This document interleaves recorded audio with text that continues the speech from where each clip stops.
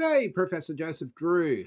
I've been looking through my data, updating my databases, and several people contacted me and said they'd be really interested to know what's been happening with depreciation. So in this video, I'll go through some of the macro issues, give you some really good contacts that you might like to avail yourself of, and on the last slide, I'll show you a graph of 7 years of data. Look, depreciation's always been very contentious in government accounting. The Americans resisted it. Early in 2002, it was described as a shambles by other academics.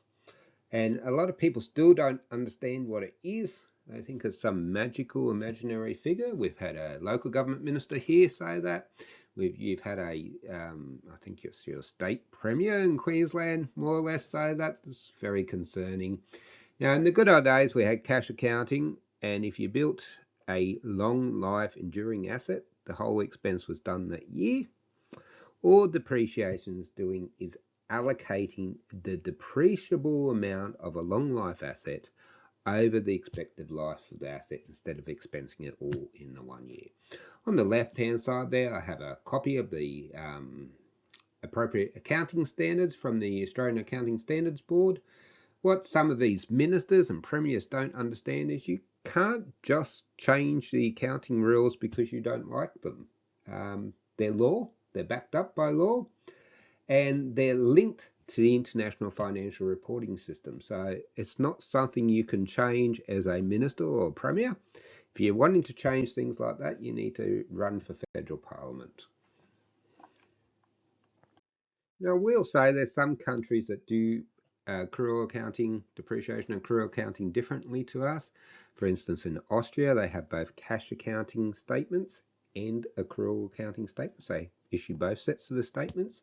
Some countries, such as the UK have partial accruals accounting, but we've got what we've got, and there's no point complaining about it.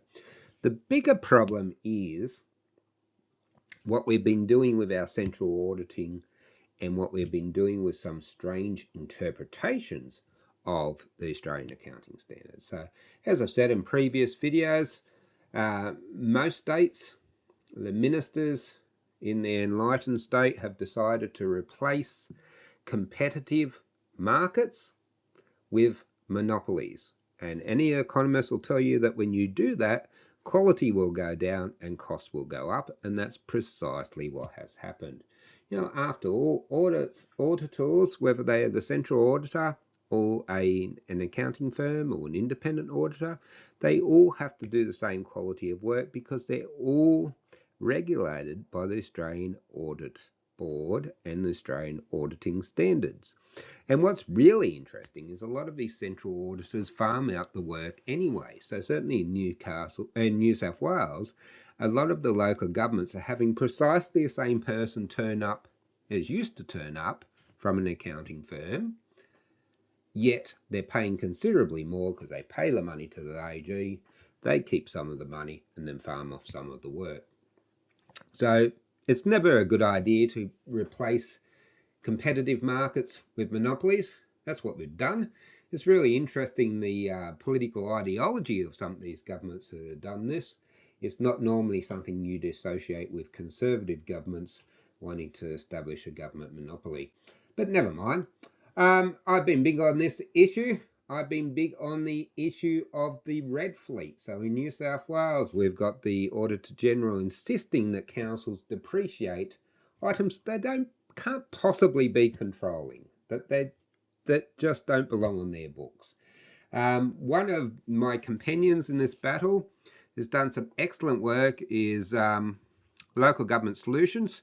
Tony, I've got his email address up on there. I get nothing from them. I've got no association with them at all.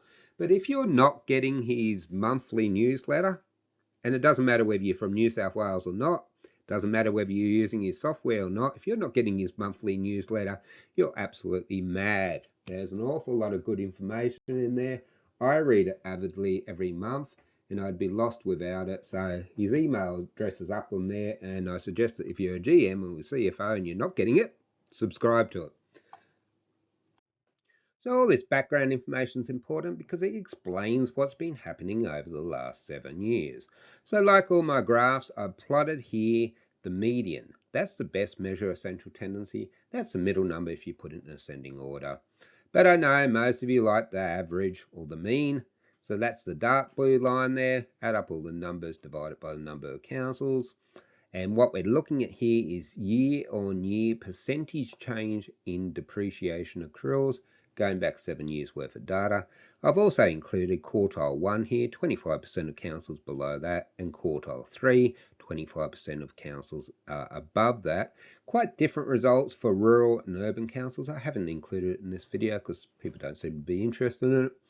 But just looking at this data, I think you probably agree that typically since 2018, it was sitting around the 6% mark, and that it has lifted, particularly in the last 2 years, to sit around the 8% mark typically. Now that's a real problem because our rate cap isn't 8%. That's a real problem because our grants, the second major source of revenue, rates is the first, grants is the second. It's only rising by CPI, and that hasn't been 8% consistently. So if your depreciation's increasing by more than your revenue, you're going to have a crunch at some stage. Now, spare a thought for the poor sods in quartile 3. 25% or more councils have been having depreciation in excess, far in excess of 12%. You know, there's a lot of hoo-ha in the media about large local government tax increases. Well, this is one explanation for it. And why does depreciation increase? It can increase because of extremely strange and unusual interpretations of the accounting standards by monopolistic government auditor generals. It can change because local governments have been building lots of capital works, and there was a lot of that after COVID. And it's really interesting when you compare rural to urban, you can really see the effect of that. Every time you build something new, you're adding new depreciation accruals for many, many years. It can also change because of the standardization of useful lives and depreciation rates, which is happening under these government auditor monopolies. I don't like to see a huge variation in useful lives and things, but obviously for depreciation to have any meaning, there has to be some variation because we have different climate, different topography, different substrates, different usage rates. To standardize it very, very closely, which is clearly what's been happening here, is a big mistake and undermines the whole point of doing depreciation accruals in the first place. Look, I hope you find this video helpful. If you did, please give it the thumbs up and send it round.